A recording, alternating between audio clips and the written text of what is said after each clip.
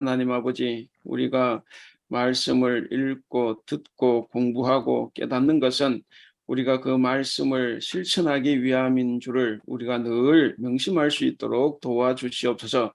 그래서 우리가 참 그리스도인이 되게 하셔서 하나님 아버지께 영광을 돌리며, 그리고 우리가 이 세상에서 정말 주님의 자녀로 본이 되며 살아갈 수 있도록 주님 도와주시옵소서. 이 시간 우리에게 지혜를 허락하여 주셔서 오늘 주신 말씀들, 오늘 우리에게 계시하고자 하시는 하나님의 뜻을 잘 알 수 있도록 우리를 도와주시옵소서. 감사하며 우리 주님 예수님의 이름으로 기도하옵나이다. 아멘. 자, 오늘은 이제 그 12번째 가인과 아벨 이야기, 우리가 잘 알죠. 아주 굉장히 잘 아는 이야기입니다. 가인과 아벨 이야기는 재물을 교훈하는 건가, 이제 이런 겁니다. 재물을 교훈하는 건가. 제가 아까 만화 하나, 그림 설교 그 그림 하나 급하게 찾아가서 올렸는데, 거기 보면 그 그림 보면 재밌잖아요. 제가 어렸을 때 생각나는 게 아니라 제가 커서 그런 설교를 하는 이제 교사들을 봤어요. 유튜브에서. 아벨이 제사했더니 연기가 하늘로 똑바로 올라갔고, 가인이 제사했더니 연기가 안 올라가 막 퍼져. 정말 여러분 그렇습니까? 그건 이제 일단은 성경에 나오는 표현은 아니죠. 그게 이제 중요. 오늘 일단 창세기 4장인데 우리 창세기 4장을 펴보겠습니다. 창세기 4장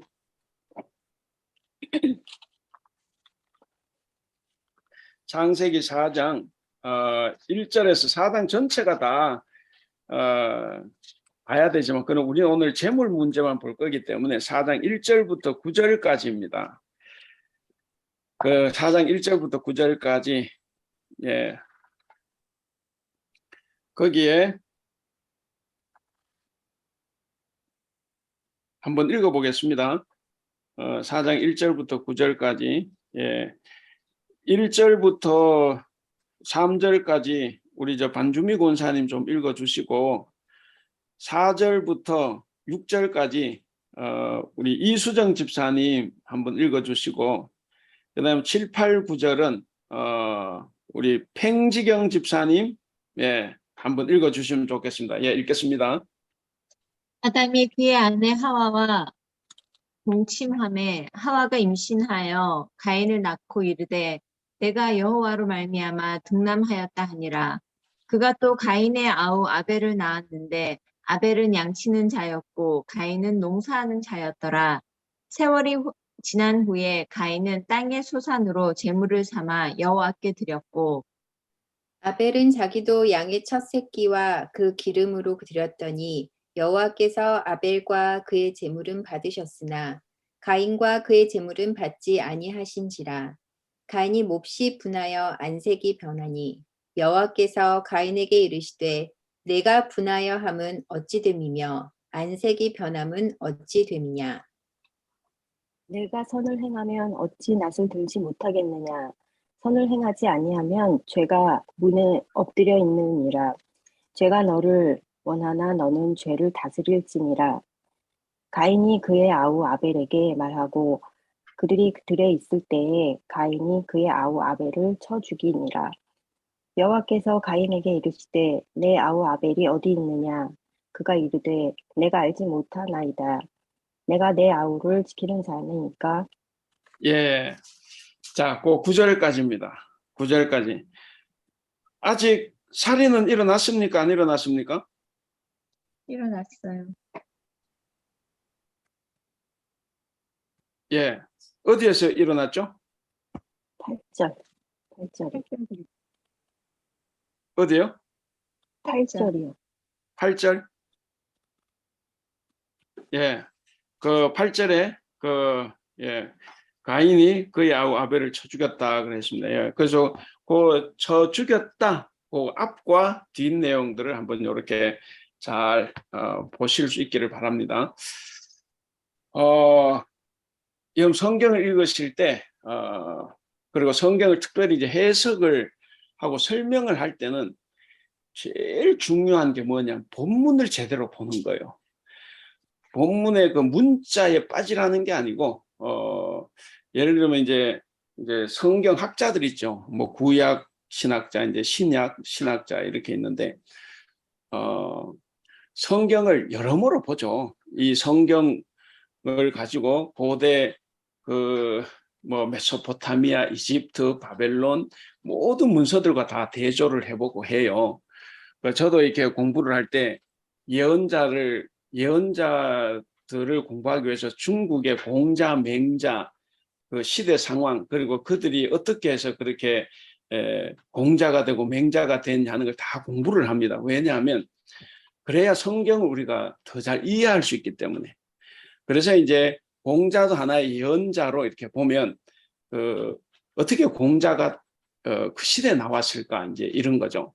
그럼 이제 성경하고 유사한 것들이 많아요. 근데 왜 중국 역사도 공부를 합니까? 다른 게 없어요. 중국 역사 알기 위해서가 아니라 성경에 나온 본문, 그 본문을 제대로 이해하고 연구하기 위해서 보는 거죠. 그래서 성경을 연구한 학자들에게 가장 중요한 것은 뭐냐면 오만 잡다한 걸 다 공부해도 결국엔 성경 본문입니다. 그래서 우리가 이제 성경 본문을 잘 봐야 돼요. 성경 본문을 잘 보시고 성경 본문에 없는 이야기는 우리가 조심을 해야 되는데, 자, 오늘 이제 가인과 아벨 제사 이야기. 여러분 보통 어떻게 생각하세요? 뭐 이제 복사물 다 읽어보셨으면 이제 더 재미가 없죠. 이미 거기 다 나와 있으니까. 우리는 보통 이 가인과 아벨 이야기를 재물에 관한 이야기로 봅니다. 그래서 하나님께서 가인은 좋지 않은 재물을 바쳤다. 그런데 아벨은 좋은 재물을 바쳤다, 이거죠.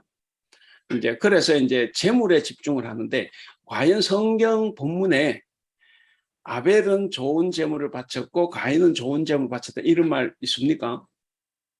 성경을 눈을 씻고 찾아봐도 그 말은 없어요. 그냥 간단하죠. 읽어보시면 4절 5절에 나오죠.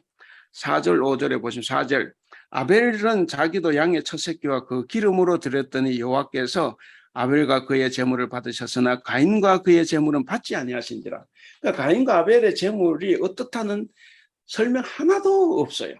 그렇죠? 그래서 그 본문이 중요한 거예요. 자, 일단 그렇게 한번 생각을 하고 우리 복사물 한번 보겠습니다. 프린트물 한번 보면 시작하는 이야기, 이건 시작하는 이야기이기 때문에 한번 읽어보겠습니다. 우리 김경희 권사님 그 시작하는 이야기 한번 읽어주실래요? 하나님은 어떤 이유로 아벨의 제사는 받고 가인의 제사는 거부했을까? 제물의 차이 혹은 제사의 형식이 수용과 거부를 결정짓는 역할로 작용했는가? 하나님은 제물에 현혹되는 분이 아니다. 제사 드리는 사람이 어떤 삶을 살고 있는지에 관심을 두는 분이다. 하나님은 아벨이 그동안 그 이유가 다양하게 해석되어 왔다. 그중 두드러진 견해를 세 가지로 요약할 수 있다. 1. 히브리서 11장 4절을 중심으로 아벨의 제사를 해석한다. 이 구절에는 여호와가 아벨의 제사를 받으신 이유가 언급되어 있는데 믿음으로 아벨은 가인보다 더 나은 제사를 드렸다고 설명한다. 2. 가인은 만물, 곧 처음 수확한 제물을 드리지 않았다. 그리고 가인은 아벨처럼 피의 제사를 드리지 않았고 곡식 제사를 드렸다. 즉 그는 잘못된 제물로 제사를 드렸다. 예,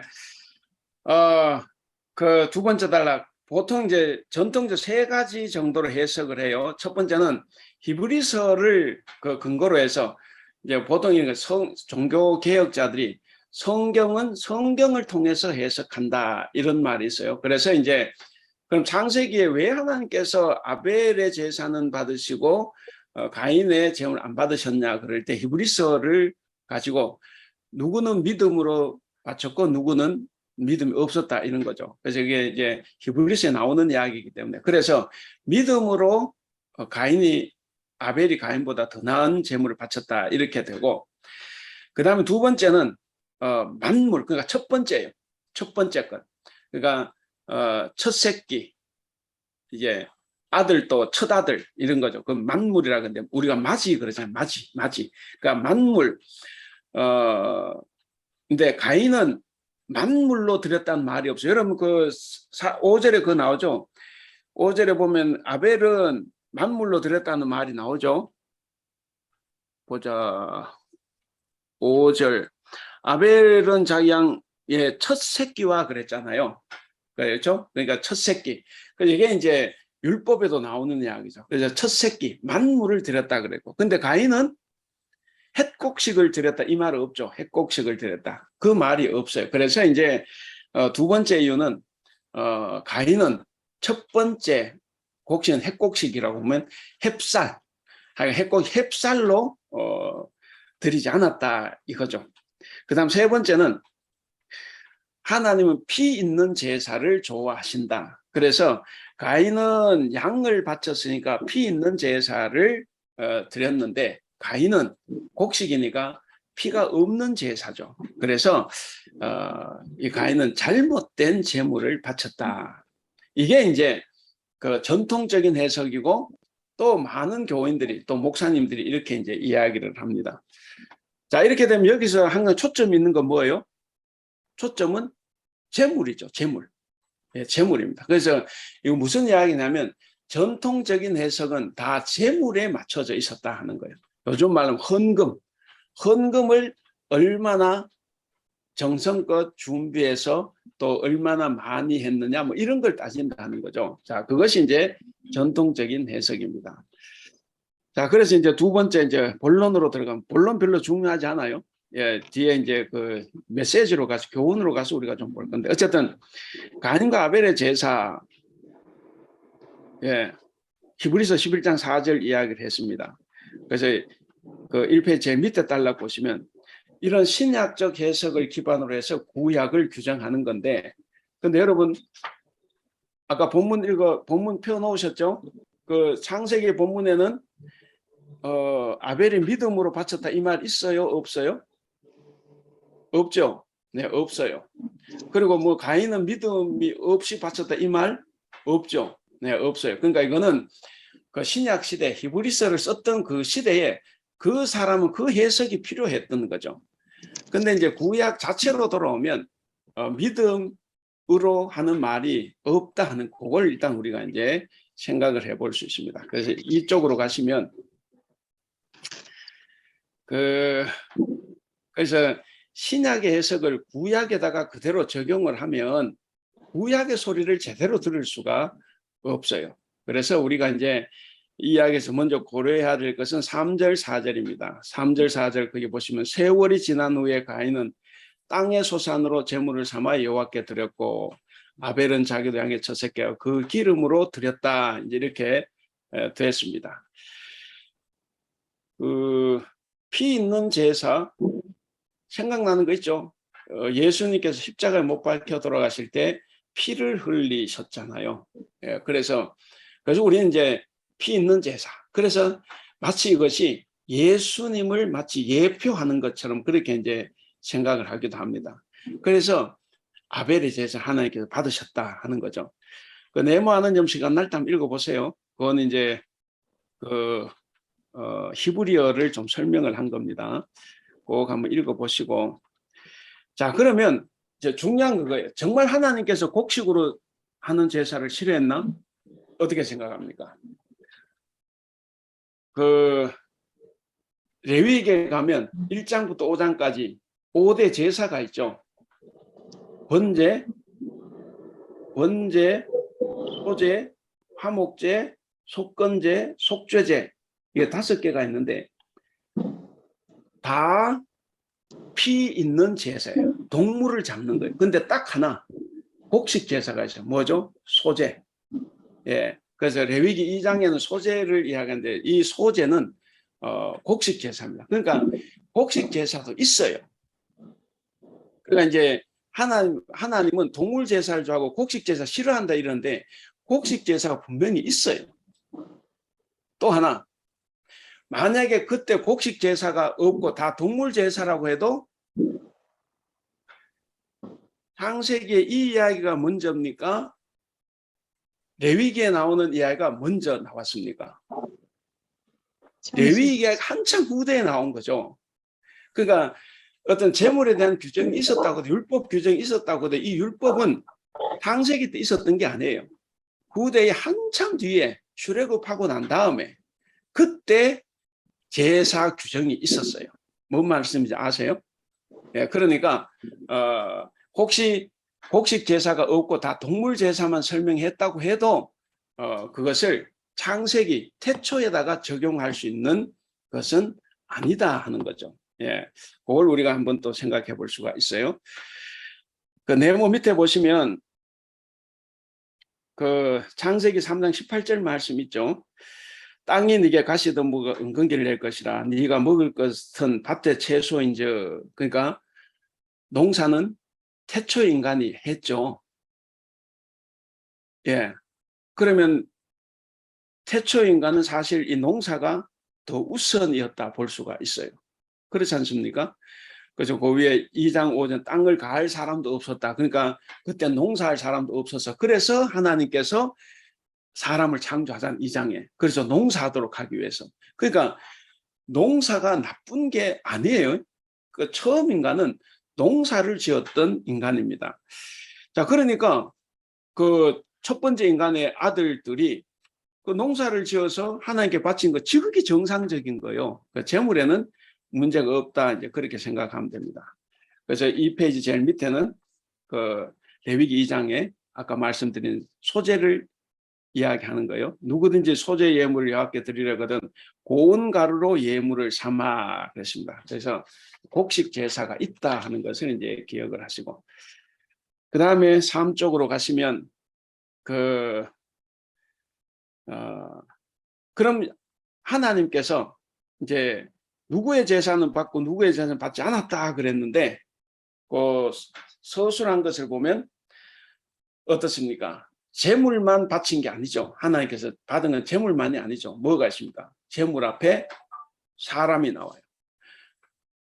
아벨과 그의 재물을 받으셨고 가인과 그의 재물을 받지 않았어요. 그럼 생각해 보세요. 여기서 재물보다 더 중요한 것이 뭐겠습니까? 사람이에요. 사람. 근데 왜 한국 교회는 자꾸 재물을 이야기했어요? 혹시 생각해 보시면 왜 한국 교회는 자꾸 재물만 이야기했을까요? 또 혹은 예배를 정성스럽게 드려야 된다. 그 예배는 반드시 가장 좋은 것, 자칫 가장 많은 것 이렇게 나올 수도 있어요. 왜 그렇게 가르쳤어요? 다 의도가 있죠. 교인들한테 헌금 많이 하라는 거예요. 헌금 많은 게 잘못된 건 아니지만 저는 항상 말씀드리지만 성경에 대한 가르침은 제대로 하고 많이 해라고 하면 다른 본문에 가면 있을 수 있어요. 그런데 아무 본문이나 읽고 막 하면 안 된다는 거예요. 그래서 교인들을 막 이렇게 몰아가는데 우리가 늘 생각을 해야 되면 정말 하나님의 말씀이 어떨까? 처음에 말씀드렸죠. 성경을 연구하는 사람 왜 연구하느냐? 본문 말씀을 말씀대로 한번 제대로 풀어보기 위해서 하는 거예요. 그래서 보니까 아벨과 가인과 그래서 사람이 먼저 나왔다 하는 거죠.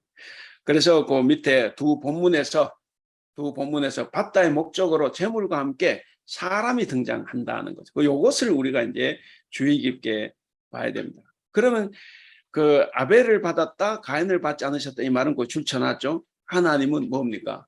재물과 함께 사람의 개인의 삶을 더 중요시하고 아주 세밀하게 보신다 이렇게 이제 생각을 하면 됩니다. 그러니까 뭡니까?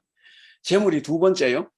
두 번째란 말은 내가 아무리 좋은 재물을 바쳐도 사람이 잘못되어 있으면 안 받는다 하는 거예요. 나는 사람이 앉아도 재물 바치면 나는 받아요. 왜 받는지 아세요? 나는 사람이니까, 돈이 필요하니까. 근데 하나님은 아무리 많은 재물이라도 안 받아요. 안 받을 수 있어요. 왜 안 받아요? 하나님 재물이 필요 없어요. 이 우주 만물을 창조하신 분이 하나님이신데, 아니면 우리가 100억을 바친들 하나님께 덕되는 게 뭐가 있겠어요? 교회 운영 안 된 덕되지만 하나님께 덕되는 건 없어요. 하나님께 덕되는 건 없다. 내가 헌금을 한 푼도 안 바친다고 해서 하나님 뭐 손해날 거 있습니까? 그래서 예수님도 말씀하셨어요. 많은 돈을 바친 저 바리새인들보다 2렙돈, 요즘 우리말로 1원짜리 동전 2개를 바친 과부를 더 칭찬을 했습니다. 왜 칭찬할 수 있어요? 돈이 필요 없는 분이에요. 돈이 필요 없기 때문에 우리가 하나님께 돈으로 뭘 하겠다? 이거는 어불성설입니다. 기본적으로 우리가 그걸 이제 알아야 돼요. 그럼 중요한 건 뭐냐? 우리의 마음이다 하는 거죠. 우리 개인. 자, 그래서 그게 이제 그 구약 성경에 이제 줄기차게 나옵니다. 우리 서영미 집사님 이사야 1장 11절 13절 말씀 한번 읽어 주실래요? 여호와께서 말씀하시되 너희의 무수한 재물이 내게 무엇이 유익하뇨? 나는 순양의 번제와 살찐 짐승의 기름에 배불렀고 나는 수송아지나 어린 양이나 숫 염소의 피를 기뻐하지 아니하노라. 너희가 내 앞에 보이러 오니 이것을 누가 너희에게 요구하였느냐? 내 마당만 밟을 뿐이니라. 헛된 재물을 다시 가져오지 말라. 그냥은 내가 가증히 여기는 바요. 월삭과 안식일과 대회로 모이는 것도 그러하니 성회와 아울러 악을 행하는 것을 내가 견디지 못하겠노라. 예, 정말 무수한 재물을 바쳤죠. 그 주전 7세기에 제가 다시 한번 설명드리면 주전 7세기는 처음으로 문서 예언자들이 나타난, 문서 예언자 뭐냐면 자기 이름으로 된 예언서. 그러니까 여러분 그 엘리사는 굉장히 유명한 선지자지만 자기 이름으로 된 책이 있습니까? 없죠. 그래서 이런 예언자를 비문서 예언자라 그래요. 그러면 문서 예언자는 뭐냐면 자기 이름으로 된 책을 가진 예언자. 이사야, 예레미야, 에스겔, 다니엘, 호세아, 요엘, 이 전부 다 이거 뭡니까? 이런 문서 예언자라 그래요. 그런데 이 문서 예언자가 처음 등장했던 건 주전 7세기입니다. 주전 7세기. 주전 7세기인가 8세기인가? 주전 8세기. 그래 700년대. 그러니까 주전 8세기에 이 예언자들이 나타났는데 최초의 예언자가 아모스예요. 아모스고 그다음에 호세아, 그다음에 이사야, 그다음에 이제 미가인데 여기 이제 이사야가 이제 주전 7세기인데 이때 이 시대 주전 8세기를 황금 시대라 이야기를 합니다. 왜 황금 시대라고 이야기하냐면 그때가 남북 이스라엘이 가장 잘 살았던 때, 특별히 북이스라엘은 굉장히 강성한 나라가 됐어요. 다윗 솔로몬 시대보다 더 큰 나라를 이루었고, 그리고 경제가 번영을 해서 뭐 정말 차고 넘쳤어요. 그래서 그 시대를 황금 시대라 이렇게 이야기합니다. 근데 황금 시대에 이 문서 예언자들이 아주 집단으로 나타난 거죠. 나타나서 뭘 했느냐? 사람들은 다 우리가 잘 살게 된 것은 우리가 하나님을 잘 믿고 그래서 하나님 우리에게 복을 주셨다 이렇게 생각하는데, 그런데 이사야, 아모스, 호세아, 미가는 뭘 말했냐면 우리가 잘 살게 된 것은 하나님께서 복을 주셔서가 아니라 너희들이 불법을 저질렀다는 거죠. 너희들이 불법을 저질러서 가난한 자를 학대했고 빼앗고 그렇게 해서 그 죄 때문에 성장을 했다 이렇게 이야기를 하는 거예요. 그 여기 이제 이사야가 그런 말을 하죠. 그러니까 잘 사니까 하나님께 감사하고 얼마나 많은 재물을 바쳤겠습니까? 그러니까 무수한 재물이 들어왔어요. 그래서 하나님 이야기하는 거죠. 그 무수한 재물이 내게 뭐가 유익하냐 그렇게 이야기하는 거예요. 그 막 엄청난 재물들 나오잖아요. 그 12절에 너희가 내 앞에 보이러 오니 이것을 누가 너에게 요구하였느냐? 내가 언제 너희 보고 이 재물을 가지고 오라고 했냐? 이제 이건 그러면서 뭐라고요? 너희들이 내 마당만 밟을 뿐이다.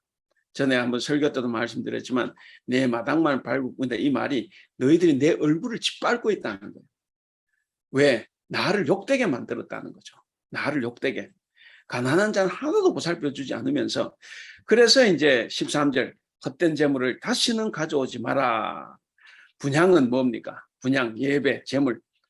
내가 가증히 여기는 거다. 월삭, 안식일 때 이거 뭐 각종 예배예요. 각종 예배도 얼마나 많은지 몰라. 근데 그 예배도 그러하니 그랬습니다. 예배도 내가 가증히 여기겠다 하는 거죠. 성회와 아울러 예배와 아울러 악을 행하는 것을 내가 이제 더 이상 견디지 못하겠다는 거예요. 근데 모든 국민들은 다 하나님께서 우리 민족에게 복을 주셔서 잘 살고 있다 이렇게 생각하는 그때 예언자들은 이렇게 이야기합니다. 그 다음 미가도 나오죠. 미가가 이제 주전 8세 예언자 중 가장 막내입니다. 막내 예언자도 뭐라고 이야기를 하죠. 우리 단주미 권사님 미가서 6장 7절 8절 읽으시죠. 여호와께서 천천의 순양이나 만만의 강물 같은 기름을 기뻐하실까? 내 허물을 위하여 내 맏아들을 내 영혼의 죄로 말미암아 내 몸의 열매를 드릴까? 사람아, 주께서 선한 것이 무엇임을 내게 보이셨나니 여호와께서 내게 구하시는 것은 오직 정의를 행하며 인자를 사랑하며 겸손하게 내 하나님과 함께 행하는 것이 아니냐. 예, 똑같은 이야기죠. 미가도 수양의 기름이나 만만의 정말 강물 같은 기름, 한강처럼 많은 기름을 누가 기뻐하겠냐 하는 거예요. 너희가 이게 이제 이스라엘 백성들 하는 이야기가 내 허물을 위하여 자기 아들마저도 맏아들마저도 바치겠다 이거죠. 제물로 성전에 바쳐서 목사 되겠다 하는 게 아니고 제물로 바치고자 하는. 그리고 자기 죄 때문에 내 몸의 열매, 어떤 자기 몸을 어떻게 바치기도 한다 이거죠. 자, 그러니까 8절 하나님께서 하시는 말씀 뭐라고 합니까? 사람아, 답답하죠? 그래서 사람아, 주께서 선한 것이 무엇인지를 내가 이미 너에게 다 보여줬잖냐 하면서 뭐가 나옵니까? 오직 정의를 구하며, 정의는 누가 말했습니까? 주전 8세 예언자 중에 아모스가 이야기했어요. 그래서 그건 아모스의 예언입니다. 정의. 그 다음에 인자를 사랑하며, 그 인자를 사랑한다는 말은 진실, 사랑, 인애, 긍휼 이런 것을 하는 것을 말해요. 그가 이것은 누가 이야기했습니까? 호세아가 사랑의 예언자죠. 호세아가 이야기했습니다. 그 다음에 겸손하게 네 하나님과 함께 행하는 것이 아니냐 그랬습니다. 그럼 이건 누구겠습니까? 그 이사야, 아모스, 호세아, 미가가 있었으니까 겸손히 하는가 행한다. 이건 겸손 혹은 하나님과 동행한다. 이것은 이사야입니다. 이사야. 그래서 미가는 이미 보이셨잖냐 하면서 자기 선배 예언자 3명의 그 예언의 핵심을 요약을 한 거예요. 그러니까 이사야가 이미 하나님과 동행해라, 하나님 사랑해라 이야기했고, 아모스가 이미 정의를 다 이야기했고, 그리고 호세아는 사랑, 얼마나 하나님이 이 사람을 사랑한다는 걸 이야기했습니까? 그러니까 이미 이야기했는데 아직도 너희가 제물로 나를 현혹하려고 하느냐, 이제 이런 이야기예요. 자, 그래서 우리가 이제 이 설명을 좀 길게 하는 것은 제물이 과연 하나님 기쁘시게 할까? 우리가 가인과 아벨의 이 이야기를 할 때 제물을 가지고 이야기할 때 정말 그게 맞나 하는 것을 우리가 이제 보는 겁니다. 그래서 그 밑에 설명을 보시면 사람들이 아무리 제물을 많이 가져와도 하나님은 거부하실 수 있습니다. 왜 거부하십니까? 인간의 악한 행위 때문에 거부하는 거예요. 인간의 악한 행위 때문에. 그래서 거부를 한다. 그래서 정의를 행하지 않고 인자를 사랑하지 않고 겸손하지 않으면서 하나님께 자꾸 뭔가 제물을 바침으로써 관심을 살려고 하는 것을 하나님은 거부하신다. 그래서 이제 4페이지 이제 줄쳐놨죠. 올바른 제사는, 올바른 예배는 반드시 윤리적인 삶을 동반해야 됩니다. 그래서 7절, 오늘 본문 7절이 나왔어요. 자, 그래서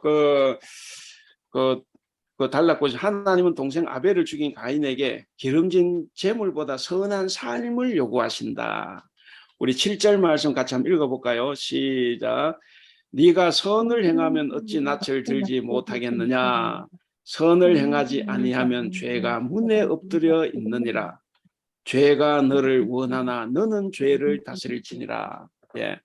선을 행하면 왜 네가 낯을 못 드냐 하는 거예요. 네가 선을 행하지 않기 때문에 낯을 못 들고 있는 거죠. 그래서 이게 정말 죄가 불독처럼 문 앞에 있어요. 그래서 거기 보면은 죄가 문 앞에 엎드려져 있다 그러잖아요. 그래서 죄는 항상 내가 문만 열면 죄가 나를 확 덮치는 거예요. 그래서 죄는 항상 나를 원해. 그래서 우리가 늘 죄의 유혹에 시험에 들어있지 않습니까? 그러니까 죄는 나를 원하는데 다만 나는 어떻게 그 죄를 다스려야 돼요. 그래서 지금 안색이 변했으니까 하나님께서 오셔가지고 네가 지금 선을 행했다고 하면 왜 이러냐 하는 거예요. 근데 안색이 변한 것은 선을 행하지 않기 때문에 하는 거죠. 그래서 하나님은 기름진 재물보다 선한 삶을 요구하신다 하는 것을 이야기를 해줍니다. 그래서 가인과 아벨 이야기는 예배의 개념에 다시 한번 우리로 하여금 생각하게 하는 거다 그랬습니다. 자, 그리고 이제 이때 메시지. 제가 메시지를 굉장히 많이 적었어요. 우리가 이것을 이제 여러 가지를 읽어보시면서 이 가인과 아벨 이야기를 통해서 우리가 도대체 우리 보고 어떻게 살라고 하나님께서 이 중요한 이야기를 이 창세기에다 이렇게 썼을까 하는 걸 우리가 생각을 해봐야 됩니다. 먼저 아벨과 그 제물 우리 다시 처음으로 돌아가겠습니다. 우리 반주미 권사님 아벨과 그의 제물 한번 읽어주실래요? 첫 번째 단락. 본문에 의하면 하나님은 가인과 그의 제물은 받지 않으셨지만 아벨과 그의 제물은 연락하셨다. 하나님이 받으신 것은 단순한 제물이 아니라 그 사람 자신과 그가 바친 제물이다. 여기에는 예배에 대한 구약 성서의 가르침이 반영되어 있다. 구약 성서에 의하면 예배를 통하여 하나님이 진정으로 원하는 것은 단순한 제물이 아니라 예배하는 사람의 바른 모습이다. 예배자의 마음과 태도가 올바르면 제물의 양이나 질 혹은 값어치에 상관없이 하나님이 연락하시지만 그러지 못할 때는 거부하신다. 예, 그러니까 그 예배에 대한 어떤 구약 성경의 가르침이 안에 반영이 되어 있다는 거죠. 그건 뭐냐?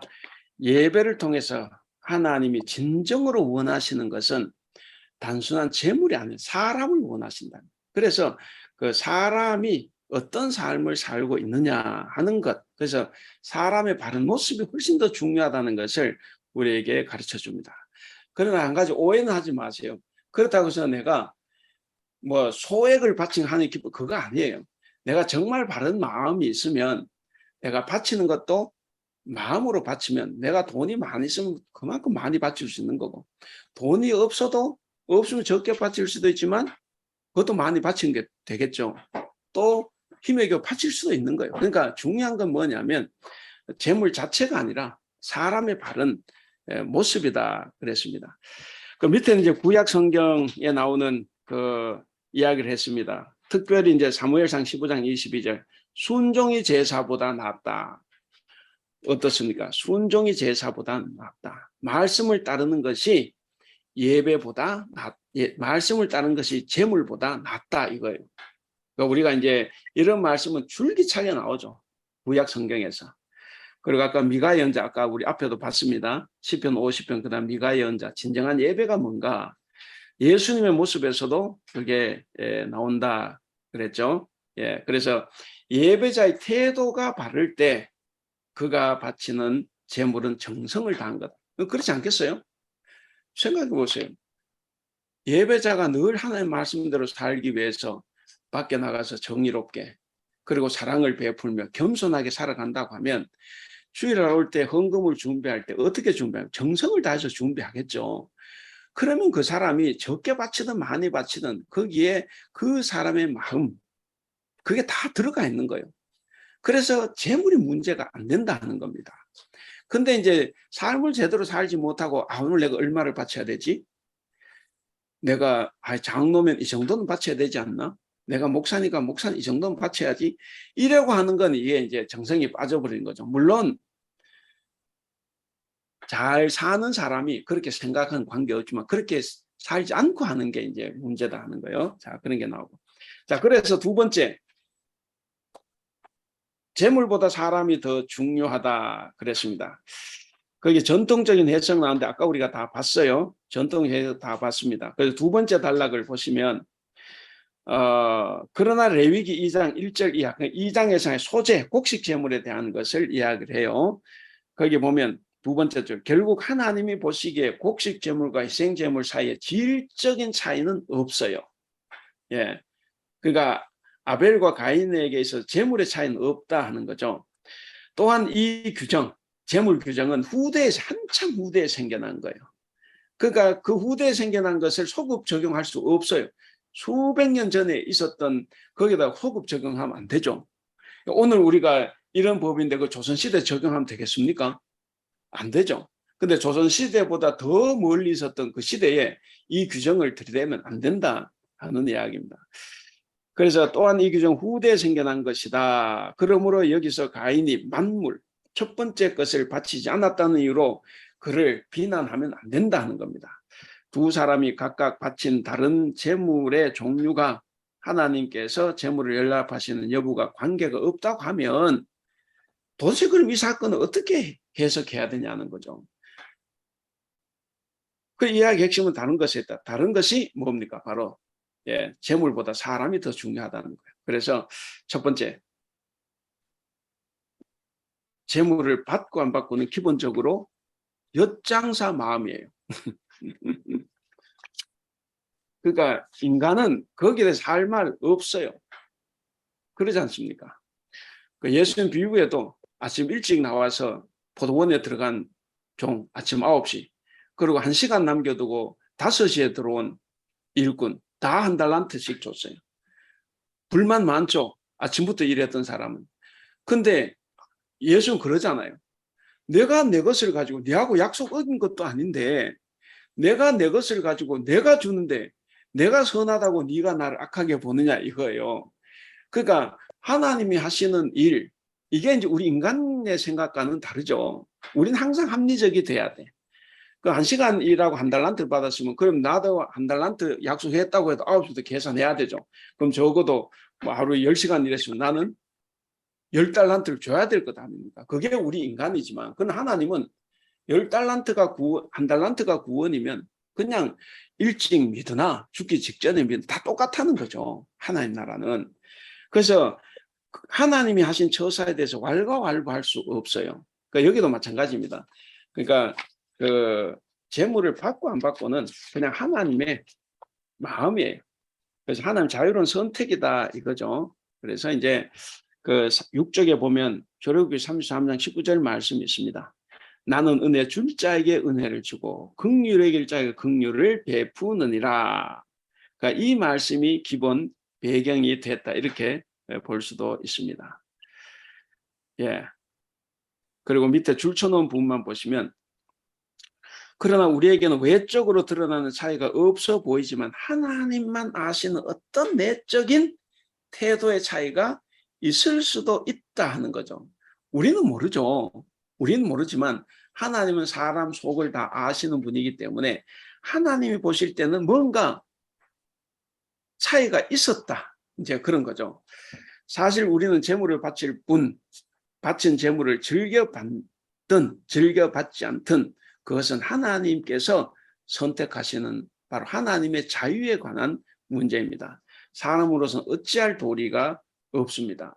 이걸 우리가 믿음으로 잘 받아들이면 내 불만이 없어질 수 있어요. 우리 살면 그렇지 않습니까? 내가 믿은 지도 더 오래되고 교회 직분도 저 사람보다 내가 더 높고 기도도 더 열심히 하고 봉사도 더 하는데 아니 어떻게 저 집 애들은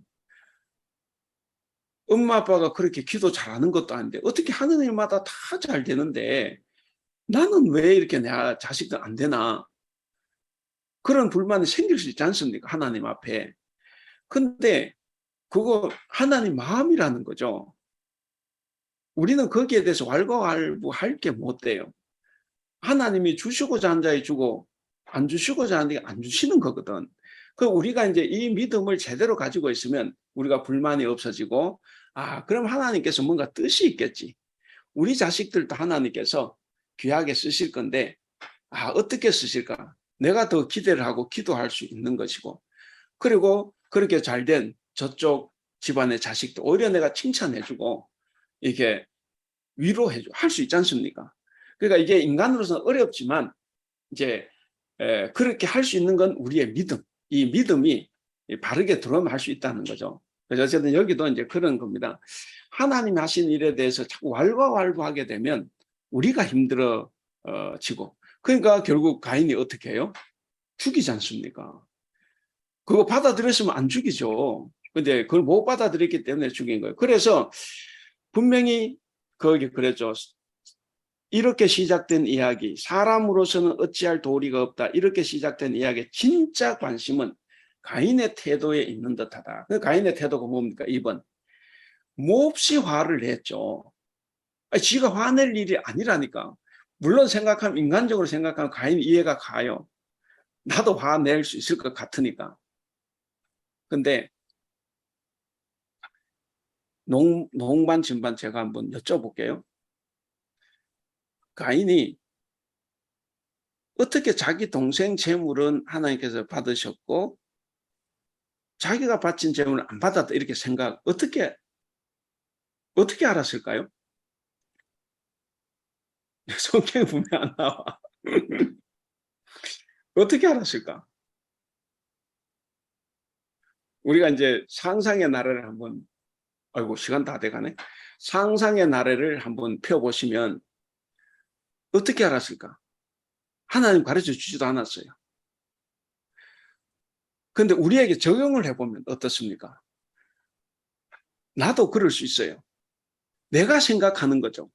그런데 하나님 왜 저 사람 거는 받아들이는데 왜 나는 안 받아들이지? 이 생각을 한다는 거죠. 자기가 규정을 그렇게 짓는 거예요. 또 이기적이면 하나 항상 내 것만 받아. 실은 하나님 지 거 하나도 안 받았다고 해도 지는 지가 받았다고 생각. 하나님 지 것만 받았지. 그래 남을 무시하고 이렇게 갈 수 있는 거죠. 다 자기 마음이에요. 자기의 신앙. 그 하나님은 뭐냐? 바로 가인이 그런 어떤 생활 태도, 내면의 태도가 있었다는 거죠. 분명히 아무런 다름이 없어요. 그런데 가인은 그렇게 받아들인 거죠. 그러니까 우리도 그렇게 받아들일 수 있는 거예요. 그러니까 하나님 말씀해 주시지 않았고 실제로 하나님 보시기에 다 똑같은데 내가 그렇게 생각하는 거죠. 혹시나 내가 뭐 어떤 특별 헌금을 하는데 나는 많이 한다고 10,000원을 했는데 나보다 더 못한 사람이 20,000원을 했어.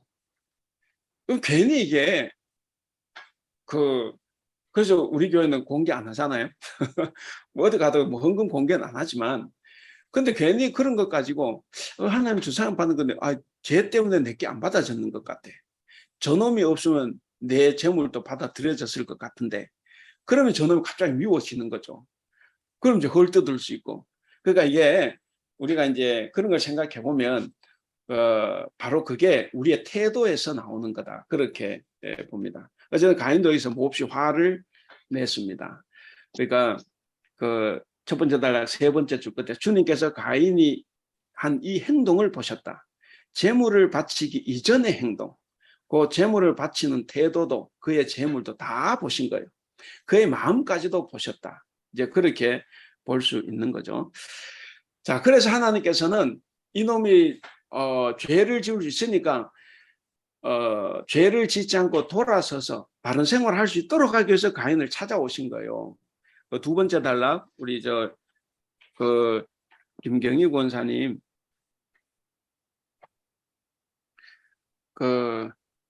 읽어주죠. 하나님께서 가인에게 물으신다. 하나님께서 가인에게 물으신다. 내가 분하여 함은 어찌 됨이며 안색이 변하면 어찌 됨이냐. 하나님의 이 질문은 가인 너가 화를 낼 일은 아니다 라고 말씀하신 것이나 다름없다. 이는 하나님이 재물을 받지 않으신 이유가 가인에게 있음을 드러낸 것이다. 혹은 인간이 하나님께 바치는 재물이 받아들여지든 아니든 그것은 온전히 하나님의 영역이라는 의미일 수도 있다.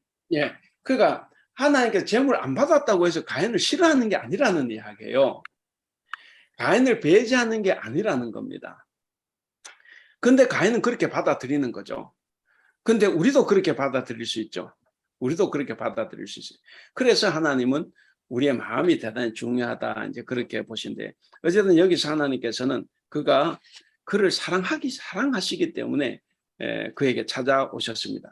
그래서 세 번째 문제는 재물보다 삶이다 하는 거예요. 재물보다 삶이다. 자, 넘어가겠습니다. 실적으로.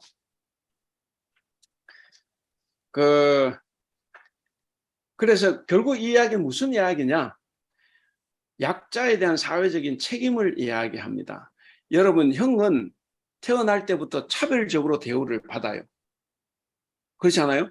우리나라도 그랬죠. 다 장남에게 뭔가 다 가 있잖아요. 딸은 뭐 아무것도 없죠. 요즘은 바뀌어서 있지만. 그러니까 그대로 갈수록 특히 유대 사회는 어떻다 그랬습니까? 가부장제, 또 그렇게 센 가부장적인 나라가 없어요. 그러니까 장자는 뭔가 가지고 태어나는 그런 차별적인 아주 좋은 대우를 받아요. 그러면 동생을 보호해야 됩니까? 안 해야 됩니까? 당연히 보호해야 돼요. 이 이야기는 다른 말로 하면 강자는 약자를, 잘 사는 나라는 못 사는 나라를 도와줘야 된다 하는 이야기입니다. 그것이 하나님 뜻이에요. 그래서 하나님께서 오셔가지고 네 아우가 어디 있느냐 그랬을 때 그때 이 사람이 돌이켰어야 되죠. 당연히 그 줄쳐놓은 부분, 형으로서 아우에 대한 책임을 당연히 가지고 있는데 그거를 저버리는 데 대한 책임을 추궁하는 이야기입니다. 그리고 이 추궁했다 하는 것은 회개할 수 있도록 한 거기 때문에 이것은 하나님의 은혜로운 행위입니다. 누군가 내 죄를 이게 와서 좋게 지적을 해줄 때, 아, 내 죄가 드러났구나. 저놈이 내 죄를 알고 있구나. 전 죽여버려야지. 아니면 저놈을 내쳐야지. 우리 공동체에 있으면 저놈 때문에 내 죄가, 내 잘못이 드러나네. 그래서 저놈을 오히려 더 나쁜 놈으로 몰아버리고 이렇게 하면 안 되죠. 이건 인간들이 하는 일인데 이렇게 하면 안 되고 하나님처럼 와서 이렇게 조용히 찾아오셔가지고 물어보는 거죠. 그래서 이거는 은혜로운 행위다 그랬습니다. 그래서 그 두 번째 단락처럼 본디 인간은 약자를 돌보고 지켜야 할 의무가 있습니다. 성경에 여러 군데 나오죠. 이것이 약자에 대한 강자의 사회적인 책임입니다. 그거를 다시 세워주기 위해서 찾아오셔서 물어보신 거예요. 자, 그다음 8쪽으로 가겠습니다. 8쪽에 다섯 번째, 노블리스 오블리주. 자, 이것은 사회 지도층의 사회적 책무를 뜻하는 용어이다. 여기서 사회 지도층은 특정한 사회 계층을 의미하는 것일까 하면서 4장 9절 말씀을 넣었습니다. 자, 하나님이 가인에게 네 아우 아벨이 어디 있느냐라고 물으십니다. 가인이 내가 알지 못합니다. 내가 내 아우를 지키는 자입니까? 라고 분명스럽게 반항적으로 대답을 하죠. 거듭 말씀드리지만 아우를 지키는 자가 맞죠. 아우를 지켜야 되는 거고 지가 그만큼 많이 받고 태어난 장자니까. 고대에서 맏아들은 다른 아들들과 비교할 때 사회적 강자의 위치에 있었다. 하지만 그는 아우를 돌보는 역할을 거부한다. 네 아우 아벨이 어디 있느냐라는 하나님의 질문은 가인에게 사회적 책임이 있음을 전제한다. 사회 지도층은 절대적인 개념이 아니다. 즉 강자는 상대적인 개념이다. 그러니까 나도 강자일 수 있죠. 그러니까 누군가 앞에 서면 난 약자지만 누군가 앞에 서면 저는 또 강자이기도 합니다. 그래서 상대적인 개념이죠. 먼저 태어난 자녀는 이후에 태어난 자녀들보다 상대적으로 강자이다. 앞선 세대는 이후에 등장한 세대보다 강자이다. 그러므로 노블리스 오블리주는 특정한 사회 집단에 요구되는 책무가 아니라 모든 이들이 행해야 되는. 그러니까 내가 약자인데 누가 앞에 서서 강자이기 때문에 그렇다면 결국 이것은 모든 사람이 다 실천해야 될 하나의 정신인데 이것이 곧 성경 하나님의 정신이다 이렇게 이제 이야기할 수가 있습니다. 그 다음에 9쪽으로 가면 그래서 이것은 하나님 앞에서 그 누구도 자신의 기득권을 내세울 수 없다. 이것이 보편적인 진리입니다. 누구도 하나님 앞에서 자신의 기득권을 내세울 수 없다. 내가 장자인데 왜 내 거 안 받아주나 이런 기득권 없어요. 하나님은 어떤 것에도 무슨 뭐 거기 나오죠. 그 두 번째 줄 하나님의 결정은 인간적인 서열이나 재능의 정도, 재산의 유무나 혈통과 가문, 또는 지위 고하 혹은 학벌의 어떤 것 아무 관계가 없어요. 그것 없이 하나님의 온전한 자유로 이루어지는 겁니다. 그러니까 하나님 앞에서는 어떤 기득권을 내세워서는 안 된다 하는 것을 이야기를 합니다. 그래서 그 두 번째 달라 가인은 하나님께서 자기 재물을 거절하신 것을 알고 몹시 화를 내지만 재물의 거절이 가인을 배척하는 것은 아니었는데 너무 심하게 나가서 결국 살인까지 가버렸죠. 그 다음에 마지막 일곱 번째, 우리가 살면서 불필요한 경쟁심을 좀 버려야 되겠다. 특히 종교적인 열심이 우리 한국 사람은 좀 많기 때문에 자꾸 내가 저 사람보다 내가 종교적인 열심을 자꾸 우위에 오르고 싶고, 우위에 오르지 못한 말로서라도 내가 우위에 올라가려고 하고, 그렇다 보니까 자꾸 교회가 문제가 일어나요. 그래서 우리가 이 정말 종교적인 경쟁심은 굉장히 위험합니다. 오히려 하나님 앞에서 경쟁심을 버려야 되는 거죠. 그래서 마지막 줄, 폭력의 근원인 종교인들 사이에 불필요한 경쟁 의식과 무절제한 분노와 질투에서 벗어나다. 그 질투에 우리가 굴레를 오히려 씌워버리고 우리는 사실 그렇게 하면 안 되죠. 예, 10조 오늘 문제 해결입니다. 우리 누가 읽어보시나? 우리 서영미 집사님 그 첫째 달락 한번 읽어주실래요? 마지막 10쪽에. 하나님은 가인의 제사를 받지 않으셨다. 이에 분노한 가인은 동생 아벨을 살해하고 그 땅에서 유리하는 자로 전락했다. 하나님은 왜 아벨의 제사와 가인의 제사를 다르게 취급했을까? 두 사람의 제사는 제물의 종류가 다른데도 동일한 제사로 서술되었다. 즉 가인의 제물이 잘못되었다고 말하는 것은 적절하지 않다. 또한 아벨의 제사를 옳은 곳으로 보는 시도는 오히려 소명에 대한 문제를 야기한다. 마치 하나님이 선호하는 특정 직업이 있는 것처럼 해석될 수도 있기 때문이다. 아담은 땅을 일구는 농부였고 에덴 동산을 경작하는 자였다. 그러므로 땅에서 수확한 농산물로 하나님을 섬기는 것은 당연한 일이었다. 하나님이 아벨과 그의 제물을 받으셨다고 할 때 아벨을 받았다는 말은 아벨의 삶과 관련이 있다. 즉 예배자의 삶을 받았다는 뜻이다. 마찬가지로 가인의 제사를 거부하신 것은 제사 자체에 문제가 있어서가 아니라 그의 삶에 대한 거절을 표현한 것이다. 이처럼 삶과 제사가 밀접하게 연결되어 있다는 사상이 성서에서 빈번하게 나온다. 성서 출입문 의식시로 잘 알려진 시편 15편도 이러한 내용이다. 예, 그 10편 15편. 예, 거기 보시면 이제 쭉 나오죠. 여호와여 주의 장막에 머무를 자 누구오며 주의 성산에 사는 자 누구오니까 정직하게 행하며 공의를 실천하며 그의 마음에 진실을 말하며 그의 혀로 남을 허물하지 아니하고 그의 이웃에게 악을 행하지 아니하며 그의 이웃을 비방하지 아니하며 그랬습니다. 그러니까 마지막 줄 우리 반주미 권사님 마지막 달락 한번 읽어주시죠. 하나님께 나아가는 자는 재물을 가져가는 것도 중요하지만 정의로운 삶을 살아내는 것을 포기해서는 안 된다. 정의로운 삶을 거부하는 것은 하나님을 기만하는 행위이므로 하나님이 그의 제사를 거절할 수도 있다. 구약의 제사는 부분적으로 오늘날의 예배와 일치한다. 가인과 아벨 이야기는 오늘날의 독자들에게 하나님은 어떤 예배를 받으시는가에 대해 질문하게 한다. 예, 그러니까 어떤 예배를 받으십니까? 바로 삶의 열매가 있는 예배죠. 정직하고 진실하고 바르고 겸손하고 하나님과 늘 동행하며 이런 거잖아요. 그러니까 오늘 이 제목이 뭐였습니까? 가인과 아벨 이야기는 재물을 교훈하는가. 그런데 우리는 그동안 재물에 집중을 많이 했다. 특별히 그 이제 목사들에 의해서 그래 이제 좀 헌금도 많이 들어오고 그렇게 할 거니까. 근데 사실은 우리가 그게 아니라 오늘 말씀처럼 사람이 더 우선이다 하는 거예요. 사람이 꽃보다 아름답지 않습니까? 사람이 제일 아름답기 때문에 사람이 아름다운 삶을 사는 것이 그것이 중요하다.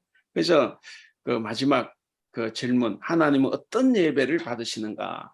바로 우리 삶의 예배를 받으신다 하는 거죠. 그래서 재물에 대한 것도 중요하지만 그것이 아니라 우리 삶이 인간 자체가 중요하다 하는 것을 오늘 봤습니다. 예, 혹시 뭐 이렇게 질문해보고 싶은 것이나 혹은 또 나누고 싶은 말씀들이 있으면 같이 한번 나눠보겠습니다. 한 뭐 1, 2분 정도 이렇게 편안히 쉬시면서 이렇게 좀 생각 좀 하셨다가 말씀을 좀 나누고 마치도록 하겠습니다. 1, 2분은 쉬긴 했는데 아무 말씀 없어도 괜찮아요. 어쨌든 좀 쉬시면서 이렇게 서로 간에 대화를 좀 하셔도 되고. 하실 말씀 있으세요?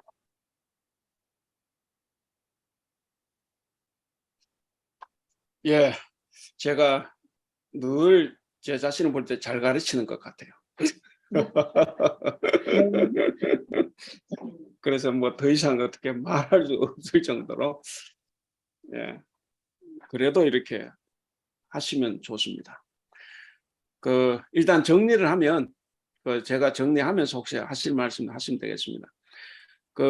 그동안의 이 이야기는 우리가 처음에 얘기해서 전통적인 해석들이 있어요. 그 전통적인 해석이면 전부 다 재물에 초점이 있었죠.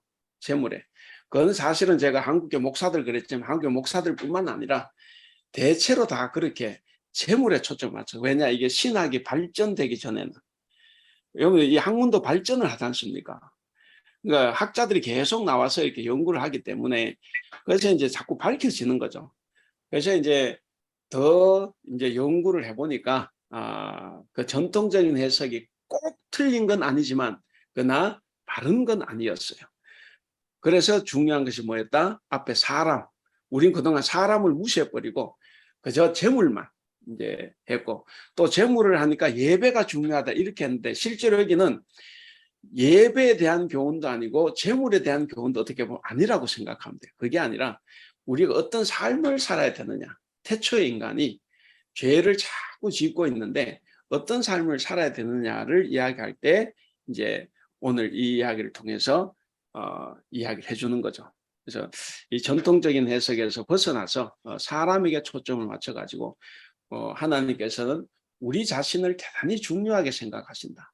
그리고 우리가 정말 사회에 나와서 바르고 정직하게 겸손하게 하나님과 동행하며 이웃을 돕고 행하는 그런 삶들을 좋아하신다 하는 거죠. 그래서 그런 것을 이 태초의 이야기를 통해서 우리에게 가르쳐 줍니다. 그것만이 죄악을 멈출 수가 있어요. 아담과 하와가 죄를 저질렀지 않습니까? 죄를 저질렀는데 이제 그 아들도 죄를 지었어요. 그런데 엄마 아버지 죄보다 더 심각해졌어요. 하나님께 반항까지 하지 않습니까?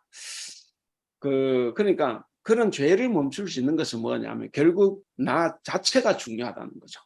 그래서 그런 것들 우리가 한번 생각해 보시면 오늘 마지막 그 질문에 나온 것처럼 하나님은 어떤 예배를 받으시는가. 그래서 어떤 예배를 받으신가 그랬지만 사실 이게 예배도 중요한데 예배보다 우리의 삶이 대단히 중요하다는 것을 가르쳐 주는 본문이다. 그렇게 생각하셔도 됩니다. 왜냐? 예배는 후대에 레위기에 가면 이제 그때 이제 예배에 대한 것이 막 나와요. 그러니까 지금은 예배보다는 어떻게 사는 것이 거룩한 삶인가 하는 것을 가르쳤다. 이렇게 볼 수가 있습니다. 예, 혹시 뭐 또 하실 말씀 있어요? 그럼 마칠까요? 네. 예, 동의 들어왔습니다. 예, 우리 기도하고 마치겠습니다. 기도하겠습니다. 하나님 아버지 오늘 또 감사합니다. 오늘 또 이 시간 귀한 시간을 허락해 주셨습니다. 우리의 삶이 여러 가지로 바쁘고 또 힘들고 또 복잡하지만 그런데 이 시간을 기억하여서 함께 참석해서 주님의 말씀의 그 뜻을 한번 생각해 볼 수 있게 하신 것을 감사합니다. 하나님 우리는 하나님 앞에서 살아갈 때 우리가 정말 중요한 것이 무엇인가를 놓치고 살아갈 때가 많이 있습니다. 하나님 우리가 하는 어떤 행위보다 하나님을 사랑하고 이웃을 사랑하는 마음 그 마음이 참으로 중요하다는 것을 우리가 느끼고 늘 겸손하게 하나님께서 우리에게 허락하신 이웃을 사랑하며 도우며 섬기며 살아갈 수 있도록 주님 도와주시옵소서. 그래서 우리도 아벨처럼 하나님께 올바른 예배를 하는 예배자가 되게 하시고 또 가인처럼 우리가 예배를 통해서도 살인까지 가는 남을 미워하고 시기하고 질투하는 이런 엄청난 죄를 범하는 자리까지 가는 그런 그리스도인이 되지 않도록 우리의 마음을 늘 다스려 주시옵소서. 그래서 우리를 원하는 죄를 이기고 우리가 죄를 다스릴 수 있도록 주님 도와주시옵소서. 오늘도 함께 해주신 것을 감사하며 우리 주님 예수님의 이름으로 기도하옵나이다. 아멘. 아멘. 수고하셨습니다. 수고하셨습니다. 수고하셨습니다. 예. 감사합니다.